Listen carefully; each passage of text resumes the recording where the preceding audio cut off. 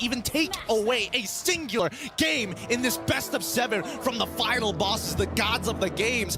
Falcons, Apbren, as we start rolling into the land of dawn. It's going to be SRG on blue side up against FCAP on the red. SRG were definitely able to make Falcons Apbren bleed in game number 1. It looked dominant for Falcons Apbren at the start, but then towards the mid-game, SRG with Yoms always looking for the fights, they were able to drag them down to the ground to actually make it a head-on battle. Yeah, I'm surprised that they were even to get the Falcons. They're not clipping their wings just yet, but definitely brought them to eye level, which is surprising. But looking at the emblems so far, seems pretty standard all across the board. However, this starts from the side of Falcons Apbren. In particular, Kyle Teasy, he opted to go for his orange buff first, then make his way down towards his purple, which does give an indicator that maybe they would just want to break the Faraga armor relatively early, just so that Flap Teasy has a better time in lane. Yeah, for sure. I think getting rid of the Faraga armor is going to be top prio for Falcons Apbren, because we were talking about this Exborg pick as well, off cam. The Exborg is really great in lane. In the team fights here, up against a lot of burst heroes, like the Valentina and even the Nolan, he will struggle a bit, but as long as Cram can utilize the lead he gets in the lane, if the rest of the team is able to also just let him do whatever he pleases in the lane, it's going to be A-okay for Cram. Now we get to the 1 minute 30 seconds and nothing has happened down by the EXP side, which gives Cram indication that, hey, it's probably safe on this side of the map for now. And as we notice, Kyle Teasy, he's on the top side, right? He's looking for an opportunity, maybe foreseeing that SRG was going to read into the EXP attack. Because look at them, they're sending 4 members down. Again, for Falcons Apbren, it's all about dealing with Cram, the Faraga armor, because he's going to have auto prio. Especially with Stormy coming around. He gets that passive down, and Cram will just burn those minions for the passive to kill everything. Now, Turtle is up. Purple buff is needed for Sakai to actually stand a chance. But Kyle, he's power farming this entire time. In terms of like the laning phase, honestly, this is a way more manageable game compared to number 1. Good damage there. Onto Few. Placed down by the Cursed Blast, but take a look at Falcons Apbren, who are the ones on the Turtle. Holding it down for now. Flap Teasy has the penalty zone. Can go for the zone, but Skies is really rotating over. Kyle Teasy gonna be pulled back by Yomes. Eternal Guard coming down as well, but Ogwen will be able to pop the Innis Fury straight into the Flicker, knocking 2 members up. The SOD connects, but no one's taking it just yet. Ogwen gets blasted down by the last Insanity, and it will just be 1 for 1. Few going back and forth on the Valentina. Just with a Turtle advantage. Falcons Apbren up top. Super Marco blazing duet. Innocent wants to go for the pin down, finds it, but there will not be a solo kill. Not now.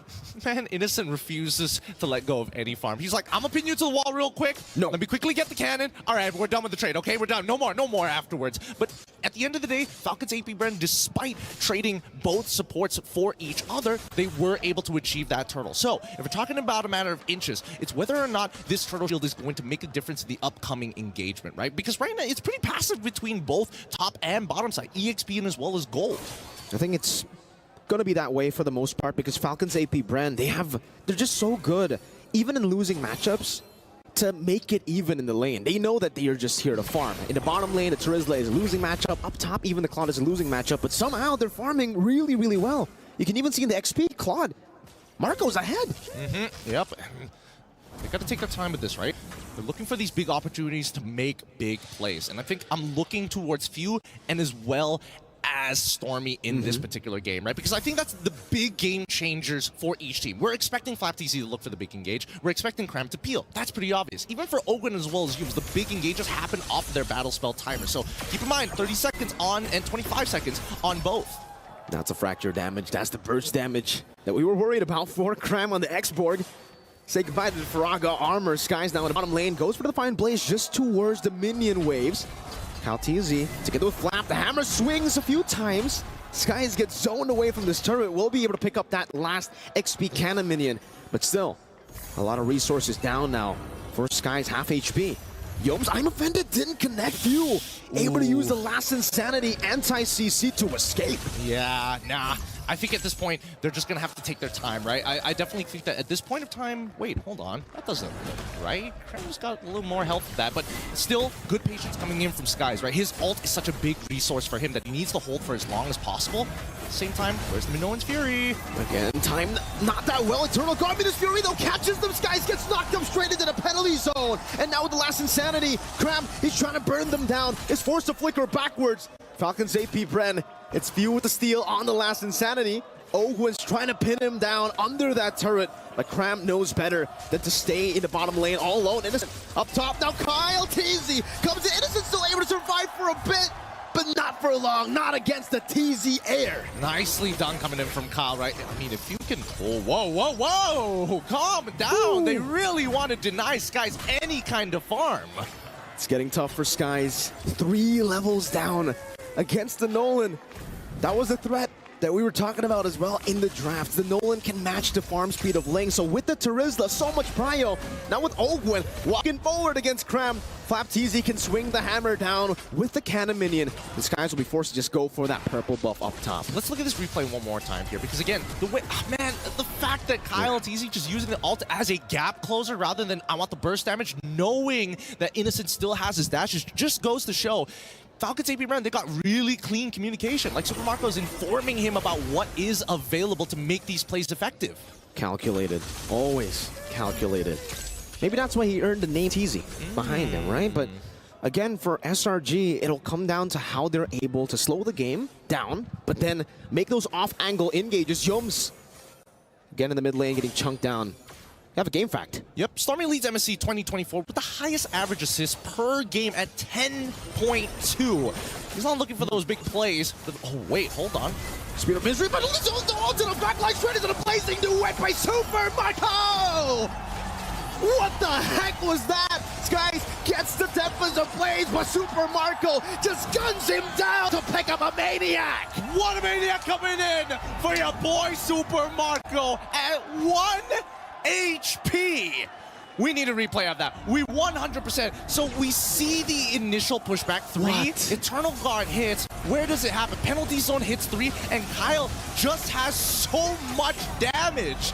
He has so much. He sets it up perfectly for Super Marco to walk in for free, and despite all of that, it just goes to show the jungle diff at this point of time. The 3-level lead that Kyle TZ has really making the difference. And let's look at the gold difference. Yup, he's still 2K ahead. Super Marco, there's a reason he has Super in front of his name. Time and time again, he decides to flex that Super name. Standing in front, no, below a Ling. He got knocked up, he's like, nah, Purify.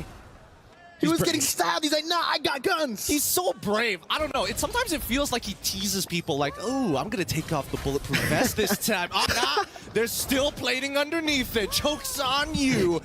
But with this being said, right, Falcons Apbren, they slipped up in game number 1 when Selanggor Red Giants hit a power spike, and they managed to out-micro them in a singular fight to turn things around and find that momentum. I'm expecting that Falcons Apbren is going to take a much slower approach this time, and yeah, that's what we're seeing, right? They're not sending everybody. They're just, oh, if we hit it, then sure. If we don't hit it, we start backing up and waiting for the refreshes. It's all about poke, I feel, right, at this point of the game, especially considering for Cram, he wants to stay in these teamfights for a long time. So if Falcons Apbren can just burst that Faraga armor down, nah, you can't really do much anymore. You're going to be forced to wait for the reset, for the regen of the Faraga armor.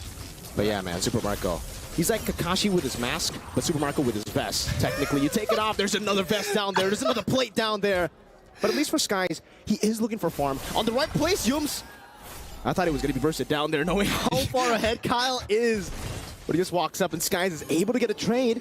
He can stop us if he wants it all. I don't think he spots it all. He checks it and he cancels it just to slow him down even further. How annoying. Worst yet, I think that Falcons Apbren are in a great position because honestly, he has his 2 frontliners to create that space for him, and SRG don't have that same capability. Stormy is playing at the very edge of his max range, where he can stay as far away as he wants to. Oh, FlapTZ set it up for me, and Ogwen follows up. I can go in and out. Oh, look at the burst damage. On towards him, beating out the Eternal Guard. Peel Skies is forced back as well. Cram is very low. And they can just stand there. Innocent up top, finding a turret. But look at that view again. Able to find the last insanity. That's a blazing duet. Skies steals the Lord somehow, some way. Marco gets the unstoppable. And Innocent gets a turret. That's a tempo breaker. That's the clearest indication. Look, wait. Let's see. Look at the Lord health. We know what's going to happen. Tempest the Blades comes out the penalty zone. Lands first. Man. 2 levels. A millisecond off. Kyle didn't get his retribution off. He wasn't expecting it. That's really unfortunate. Oh my goodness. And not to mention, right, after everything they got, the Eternal Guard, they also forced Yums to actually flicker out of the way. Technically, that's unacceptable. Falcons Apbren set that up perfectly. They had everything in their cards. But then, up top, that's where Innocent got picked off as well, by the way. But for SRG, Miracle Workers, Kyle walking up again, trying to get that passive down, unable to do so. Skies wants the 1v1. Ooh. Jumps back forward, doesn't have the purple buff, needs to respect that the energy can be depleted. Youm's able to escape Eternal Guard, knock TZ out. Penalty zone from Flap. Not connecting there. Remember, Marco even almost getting bursted down. Forced to blink back with the BMI. But now Skies is looking for him, jumps forward, and will be able to find it straight into the Spear of Destruction. A shutdown as he gets out. The fadeaway, jumps down, autos, doesn't even move. One more auto and walks off. Holy, SRG find a way to crawl back into this game despite everything that's happened. It looks like Falcons Apbren, they're trying to regroup here. I don't want to say that it was an overheat, but there are definitely moments where Falcons Apbren were poking a little too hard for pretty much no value whatsoever. It could be an adjustment to SRG anticipating the pushback, or we could say that Falcons Apbren, they were hoping for a little bit more from SRG. I don't know what it is, Gideon. Falcons Apbren had such a big lead. Cram taking a whole lot of damage. Even the execute there on the Sky Piercer towards the Firaga armor. I didn't know you could execute the Firaga armor. Yeah, I didn't know that either. Doesn't happen very interaction. often here, but then again, it's not like we see Xborg every other day. When was the last time we saw Xborg? Oh, I think that was in the group stages already, man. Because that was the only time we got to see, like, you know, Terizla through. Once we got into the playoffs, man, the Terizla definitely was one of those things where, like, we gotta push him out of the way. But at this point in time, we look at the damage dealt. No one's still on top, and even the damage taken, right? Yep, there we go. Xborg as well as Terizla both on top with, you know, Ruby not too far behind. And I think that Youm so far hasn't found a crazy I'm offended yet, right? I think that's the hardest part. Whoever's been throwing the first their abilities first tends to lose that match. But with the Winds of Nature from Slide and Super Marco, maybe he can make the super play. That's something that we have been seeing a lot from Falcons Apbren, but just in the few last minutes, it's been SRG finding those miracle plays, finding those super plays with an assassination from Skies. Somehow, it's like a timer for SRG. Every time they reach the mid-game, they suddenly get a massive power spike. Yeah.